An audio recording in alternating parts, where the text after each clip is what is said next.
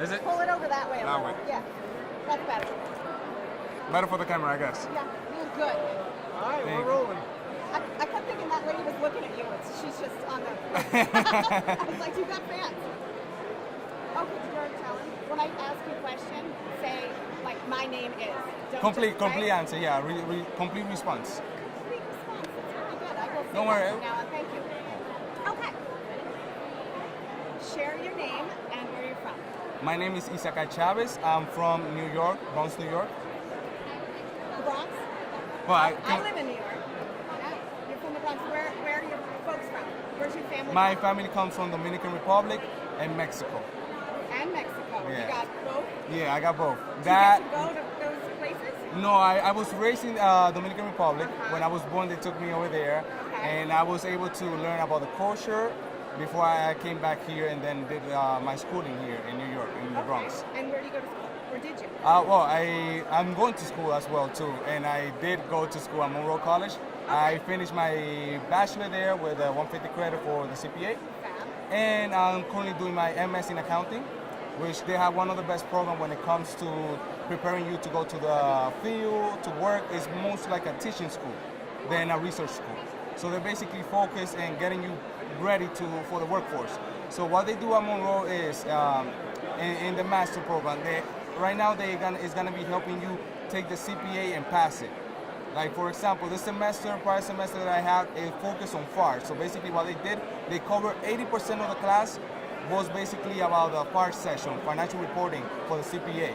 And we also have Beckers, so they provided us with Beckers, the review program, in which we are able to go along with the class as well, and then schedule to take the exam and hopefully pass it right away. With You're going to do it. You're going to nail That's it. the goal. That's the goal. All right, totally off the cuff question. I love a scar. What's it from?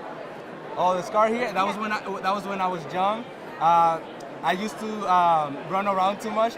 I was what we call cabeza dura. What's that mean? It's when you were hard-headed. So in my family, usually I was like the kid running around. And in Santo Domingo, it was a big house, so I was the only kid basically raised there. And I was raised by my grandma there and my grandpa, so I was just running around back and forth. And that was one day in the gallery. I fell and I basically hit myself in the chin, and it burst open. So it was bleeding. So they had to take me right to the How hospital many right there. stitches? That was they didn't stitch it up. They basically put like a tape because it wasn't that deep, but it was bleeding a lot. So they tape it up a little for like around. It was like a month because I had to go change it back up again, and then I reopened it this side. But that was when I came back to New York. I was playing baseball at that time, so You look like an athlete. Is that your sport? No, I used to play baseball when I was back in high school. That was a while ago, and I used to enjoy it. But when it comes to business, I started working for a small firm, and when I started working for them, it was a small furniture store. So what they did was they took me through all their department positions, so I was able to grow with them, and I was able to get this business passion, entrepreneurial passion, in which I basically later on opened my own business because of it.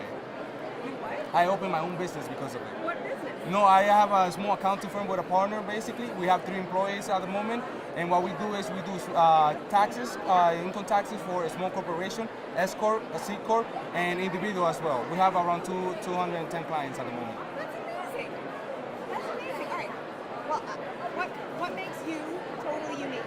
Well, what I feel that makes me unique is basically the passion. I like to learn. You will see me whether reading a magazine, reading a book, or listening just to a book. I'm a very good. There's software, audiobook. I like to listen a lot. That's what I do almost every day. I wish I could do that every day. I get paid for listening and learning. Hopefully. Who are you? Oh my God! I wish you need to rub off on my kids. All right. Seriously. What achievement are you most especially proud of? One of my achievement that I'm most especially proud of is basically my grandma. Every time she sees me, she knows that I'm a very polite gentleman.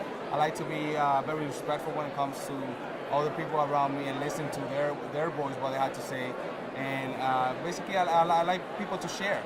I like to listen to what people need to say and then, take it in and hopefully give positive feedback as well. You're so good. All right. right, one more. What's the biggest challenge you've had in your life and how'd you overcome it? One of the biggest challenges that I have in my life was back in 2015 when I started my own business. It was kind of challenging when it comes to time management because I was getting calls all time of the day, which I still do recently, but it's more control now, it's more organized. I was getting called on Sunday, 5 p.m. Oh, where's this document? To get the documents, and I would stop everything I'm doing just to do some work. Basically, I would go in a computer and start doing a tax return and start getting the numbers ready for the company because I had to get it to the next day just because they called me a late minute. And that's how basically I started getting a lot of connections and clients, and they started referring me to others. And one thing that we did to improve that was we talked to the team. We had a meeting every Saturday to have the team tell them what was challenging during that week and how can we improve it. So basically it was like a round table. At the moment we was 2 employees and the partner, so we was 4 people. So we had the 2 employees speak first, and then me and the partner would speak afterwards after listening to what they had to say. Sometimes they even commented on the way that we directed the job. So then it helped us also learn in a way that we can say, hey, this is the way that I want to basically tell you what to do. Here's your new task.